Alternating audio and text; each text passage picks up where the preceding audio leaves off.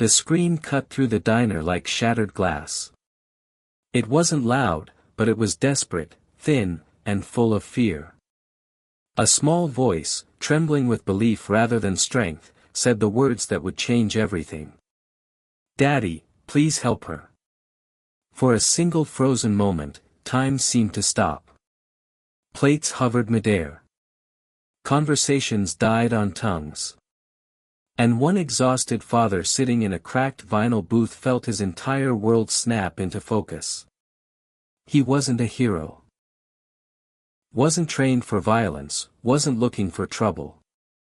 He was just a man who had promised his daughter that as long as he breathed, she would never be alone in the dark.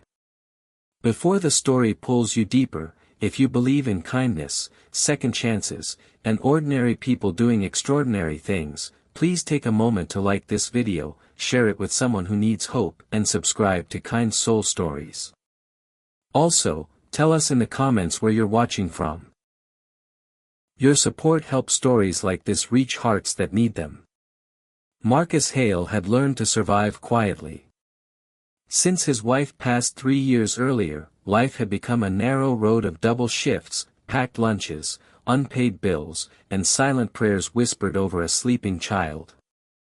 He worked nights as a warehouse loader and mornings as a school bus attendant. His body always tired and his mind always calculating how to stretch one more dollar. That evening, he had brought his 6-year-old daughter, Rowan, to the old roadside diner because it was the one place where she smiled without asking for anything expensive. The neon lights fascinated her, and the waitress always gave her an extra cherry on her milkshake. For Marcus, it was a rare moment to sit still and breathe. The trouble started quietly, the way most real trouble does. 2 men at the counter had been drinking since before sunset, their laughter sharp and careless. When the young waitress dropped a tray and apologized, one of the men grabbed her wrist too tightly, words slurred, but intentions clear. The other laughed, blocking her path. People looked away. Some pretended to scroll on their phones. Others told themselves it wasn't their business. Marcus noticed it all, but stayed seated, his instincts wrestling with fear. He had a daughter to think about. He had no safety net if something went wrong. He lowered his eyes, hoping it would pass. It didn't. The waitress tried to pull free, her face flushing with panic. That was when Rowan slid off the booth seat, her small hands gripping her father's arm. She didn't understand power or consequences. She only understood that someone was being hurt. Her voice, soft but steady, carried across the diner. "Daddy, please help her." Marcus felt something ancient and unstoppable rise in his chest. Fear was still there, but it was suddenly smaller than his promise to the child, looking at him like he could fix anything. He stood up. Chairs scraped. One of the men turned, sneering, and shoved him without warning.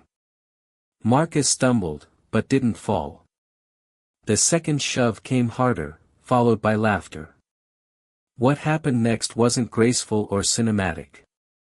It was messy, fast, and fueled by adrenaline and instinct. Marcus moved without thinking, blocking a swing, driving his shoulder forward, using the weight of the counter to his advantage. One man slipped, crashing into a stool. The other lunged only to be caught off balance and driven backward.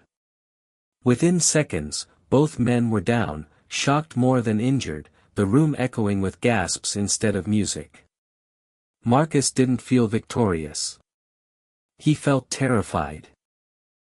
He stepped back, hands shaking, heart pounding, already imagining police lights in courtrooms and his daughter asking why he wasn't home.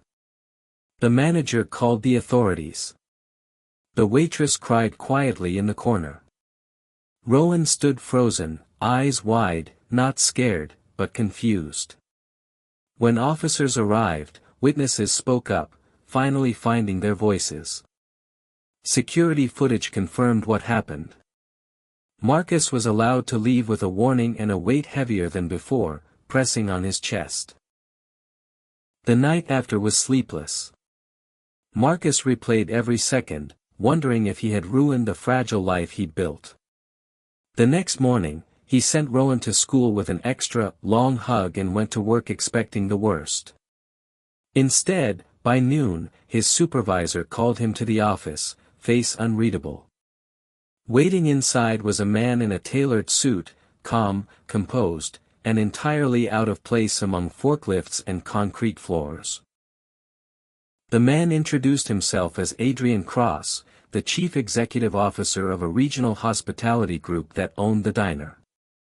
He had reviewed the incident personally after receiving an internal report. Marcus braced himself for accusations, termination, maybe legal threats. Instead, Adrian asked him to sit. He spoke about his own childhood, about growing up watching people look away when someone needed help, about how rare it was to see real courage without cameras or applause. Adrian explained that the waitress had been one paycheck away from losing her apartment. That night could have broken her completely. Instead, it restored her belief in people. He told Marcus that he wasn't there to punish him, but to thank him. The company would cover any legal concerns. The waitress would receive support. And Marcus was being offered something unexpected. A stable daytime position overseeing safety and training across multiple locations. A job with benefits, predictable hours, and enough pay to finally stop choosing between groceries and rent. Marcus didn't know how to respond. He thought of Rowan, of her small voice asking him to help, of the example he wanted to set without ever realizing the cost. His eyes burned as he nodded, overwhelmed not by relief alone, but by the realization that doing the right thing had not destroyed him. It had changed everything. That evening, Marcus picked Rowan up from school earlier than usual. They went back to the diner, but this time they sat by the window. The waitress smiled when she saw them, a real smile this time, no fear behind it. Rowan waved proudly. Marcus held his daughter's hand, feeling the steady rhythm of her heartbeat, understanding that courage didn't always roar. Sometimes it whispered through a child's faith in her father. If this story touched your heart, if it reminded you that small acts of bravery can ripple further than we ever imagine, please like this video, share it with someone who needs hope, and stay connected with Kind Soul Stories. Your engagement keeps these stories alive. Before the ending, we have one special request. Please comment below with a single word that describes how this story made you feel. Your words matter more than you know. Marcus Hale never became famous. There were no headlines, no viral clips. But in one diner, on one ordinary night, a tired single father chose courage over fear. And because of that choice, lives quietly changed forever.